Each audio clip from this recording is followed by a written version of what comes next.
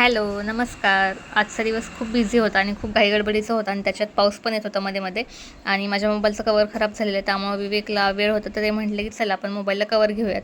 मी last time आत्ता करायला गेले तेव्हा घेतलेला, पण तो काही आवडला नाही त्यांना. त्यामुळं ते घेतल्यानंतर आम्ही आलो इकडे गरबा खेळायला. आर्यनच्या स्कूलमध्ये गरबा होता. आपला सायन्सच्याही स्कूलमध्ये आज गरबा होता.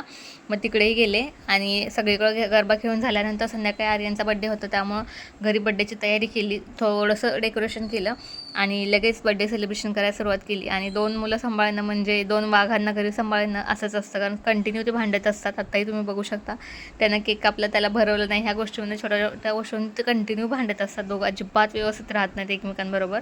आणि आता आर्यनला जसे मम्मीचे छान छान मम्मीच्या फ्रेंड्सने फोटो काढलेले तसे त्यालाही काढायचे होते, केक हातात घेऊन असे तसे वेगळे वेगळे.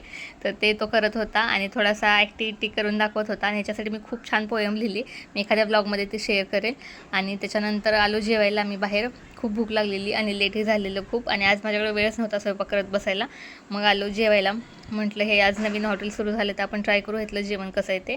इथं आलो, ऑर्डर दिली आणि वेट करत बसलेलो ऑर्डरची. आजसाठी एवढंच. भेटू माझ्या नेक्स्ट व्लॉगमध्ये. तोपर्यंत बाय. Thank you so much.